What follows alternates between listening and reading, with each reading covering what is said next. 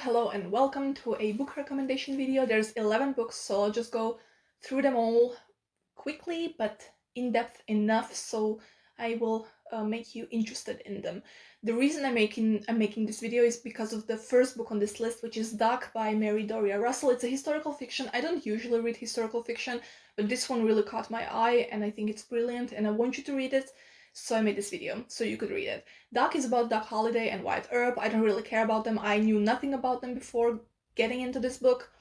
That being said, I thought it was done brilliantly, mostly because of the main character, Doc Holliday. His portrayal here is not like a gun-shooting tough man. It's more of a southern gentleman, an intellectual, a gentle soul, let's say. He's suffering from tuberculosis, he's a dentist, he likes to read the Greek Latin classics, like he likes Chopin and Beethoven, all that stuff. And to follow such a character, such a foreign to the Wild West character. Yeah, so if you had never heard of these people, it's historical fiction set in the Wild West in the end of the 19th century, the 1870s, 1880s. And we start this book with birth of Doc Holliday, his home life when he was growing up, and then it kind of goes through his life and ends with the shooting at OK Corral. We don't really see the shooting. The shooting is in the second book, which is, this is a duology. The second book is Epithet, but you could read Doc as a one story, which is, I think it's well-rounded. But anyway, the point is, Doc Holliday as the main character is just someone that you want to know, because I didn't know I needed to read about someone like him before I read this book. And then once I've read it, I just became obsessed. I, researched all of the biographies and real-life facts about him, and it turns out that all of this image that we have of him as a gun-shooting criminal is basically a very wrong version that was created in the 20th century Hollywood. Doc Holliday was very averse to such violence. He liked to use his words and intellect more than the guns. And the narration style is very similar to The Sparrow, her most famous book. In historical fiction, I think it's very hard to present all of the facts that we know now while establishing the intimate connection with the people, because the people in that moment in time did not know the whole, overall impact that they will have later on in history. Mary Doria Russell really managed to create a balance between us being familiar with these characters as well as being familiar with all of the facts and how they connected to lead to this huge event, this well-known shooting at OK Corral. Doc Holliday as a character, as a protagonist, is someone you simply have to know. So I don't like historical fiction, but even so, this historical fiction just took my heart over. Now on to the second book. So this list is basically a lot of fantasy. There's some romance, a non-fiction, and a literary fiction. Otherwise, it's all fantasy. The second in the list is a fantasy standalone, The Goblin Emperor by Catherine Addison. It's a book that I've read recently, and I read it in like 2 days. It's a high fantasy political intrigue about this Maya. My name is Maya also, so I'm just saying. So his name is Maya, he's half goblin, he was banished into this countryside with his abusive uncle, and they spent his childhood there while his father and brothers were in the capital doing, court stuff. And then they all died in an airplane accident. So Maya was the next in line to become an emperor to a race of people who despised goblins, and Maya was half goblin, hence the Goblin Emperor and the title of the book. So he goes to this court, and he's basically, first of all, there's always this at the back of his head, the fact he was his whole childhood abused by this uncle. The reflexive thing for him to do is always to give ground to people, to other people, to other people's opinions, to other people's violences. As an emperor, his voice has to carry, his voice has to be heard, and so throughout it all, we are seeing him grow as a person through necessity to become more strong-willed, to learn the court intrigues, the politics of the court, the way of expression. I especially loved that the formal language in the court was plural. So if I were speaking formally, I would always speak to myself for myself as a plural, we. And I really liked that because in English you don't really have this formal language as you have, for example, in Croatian or other languages.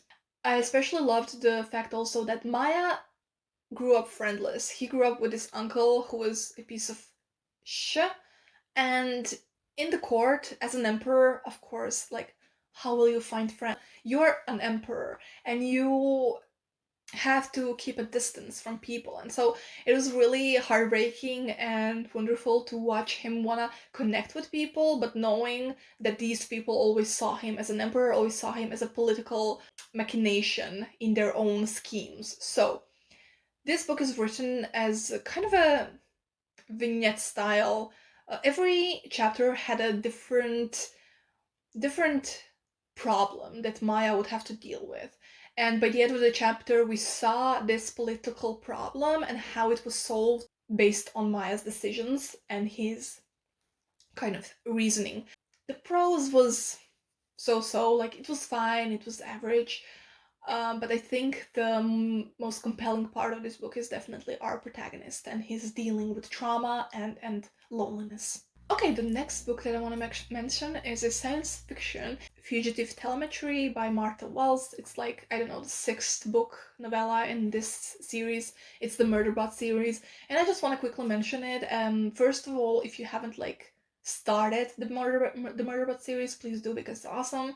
I think the last is kind of different from the rest because it really goes much deeper. The traumas that Murderbot has, there's a lot of things that happened to it that it keeps secret or refuses to think about. In this installment, there's a lot of mention of trauma and past deeds that happened to Murderbot, and so I thought it was really interesting, and I thought it was a quick read for when I needed a dash of science fiction. So yes. Next we have also a novella, which is kind of connected to another book, a novel I want to recommend to you. So this novella completely took me by surprise because I was like, yeah, I want to read it so I'll kind of get the knowledge I need for me to enter into a novel by the same author. I did not expect it to be so freaking fun to read and so well written. It's The Willful Princess and the Piebald Prince by Robin Hobb, and it talks about many years before the fifth trilogy. He talks about how and why the Witted became so hated in the Six Duchies. The story is absolutely incredible. The narration, the writing style, everything. You know Robin Hobb. If you don't know Robin Hobb, please get to know her. We have basically two parts. The first part is about the Willful Princess. The second part is about the Piebald Prince. I just got goosebumps under this jacket right now just thinking about it. You know, I think it's best to read this novella after you read the original trilogy, the Assassin's Apprentice trilogy, because then you know some of the things that you need to know, the history, whatever, about the Six Duchies. And then you go back and you see how and why the Witted, the one who can speak with animals, these types of people, why this magic became so hated in the Six Duchies. It's a sad freaking story. It ends really tragically and oh my god, the narration, the writing style, it's absolutely incredible. So with this, I just want to segue into the next book that I want to recommend to you, which is the second or the third trilogy in the Fitz universe, which is the Fool trilogy, starting with Fool's Errand. And I have it here. I just recently finished Fool's Errand. I yesterday finished The Golden Fool, and I started to read the last one, The Fool's Destiny. I entered this trilogy with so much expectation. First of all, because I just love the Fist trilogy. Second of all, I just recently finished the Life Shift Traders trilogy, and I'm all up in this world. This I expected so much because I love the Fool. The Fool is one of my favorite characters, and we get so much a fool in Fool's Errand. This book basically starts with 200 pages of just nothing, no plot. We're just spending some time with Fitz. We're seeing how his life has been. Like, he's now 35 years old. He lives in a cottage in a forest. He's like a hermit of some kind. He has a son. And then plot starts. And plot is amazing. I love how Robin Hobb writes, how she convolutes. Is it a good word? Her stories. She just starts so slowly, and suddenly everything starts to make sense and everything is like connected, and I love this. I loved it. I won't like really talk much about it because it's a third trilogy in a four trilogy universe.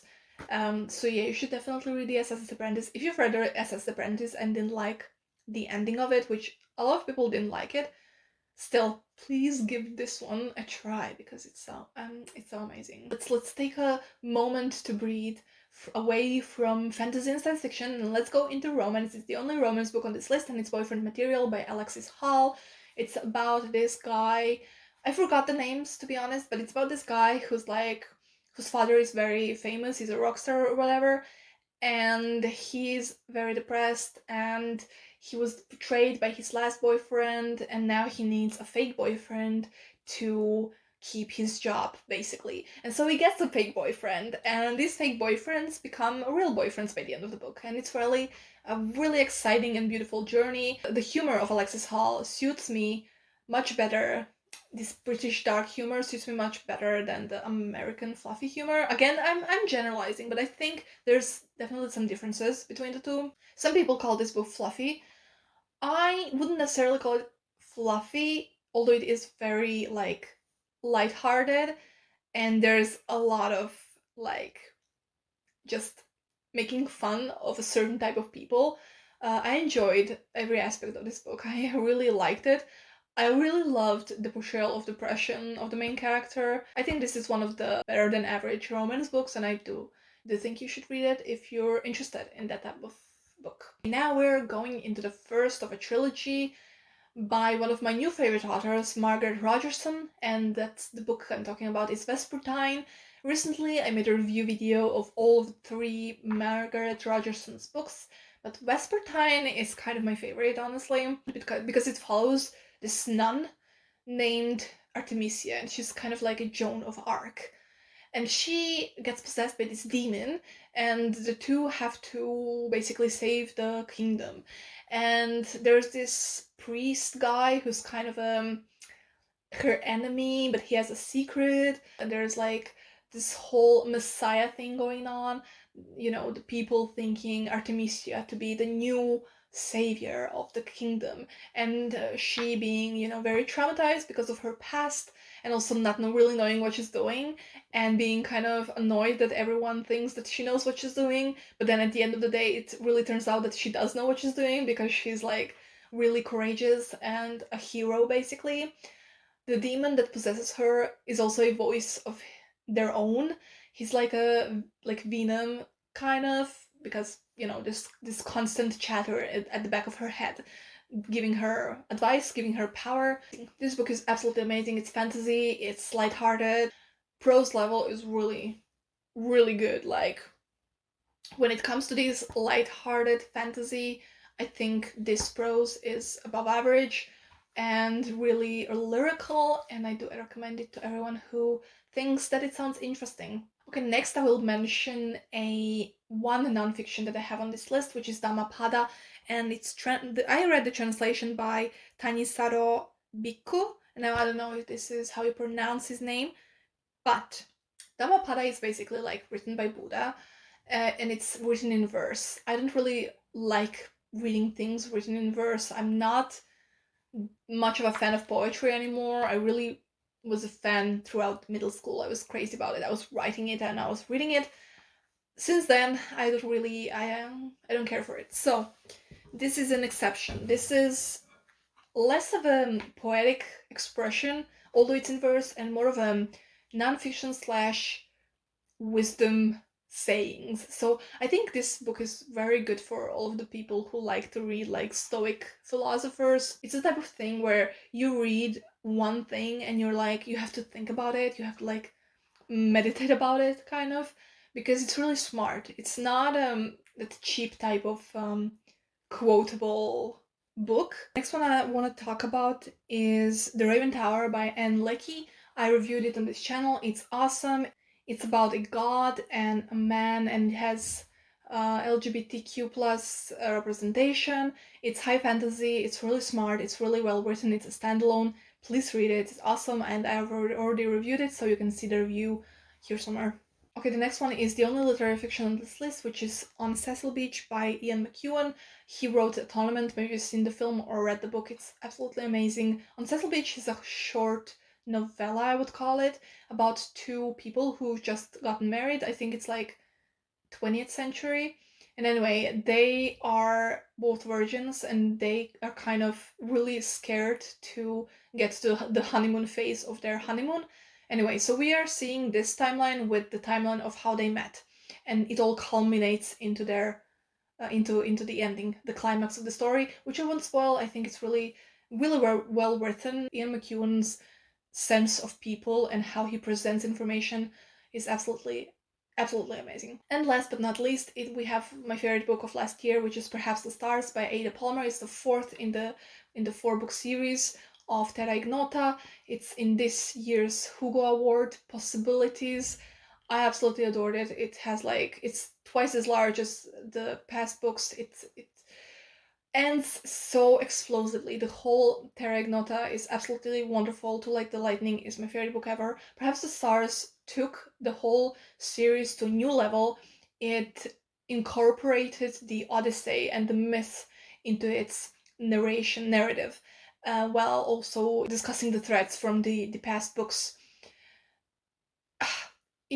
Perhaps the Stars really goes in depth about war and peace. Mycroft is still my favorite protagonist, and well, he's not really a protagonist, he's more of a narrator, and he gives us this history of the world, and he's really someone that I love to listen to. I love how he presents information, and I love how he gave us this history, basically. If any of the book on this list you're not sure about, I think this is something that you are most not sure about, because I don't know, it's not that popular. To Like Lightning isn't as popular as it should be, but please believe me, this is my favorite book ever.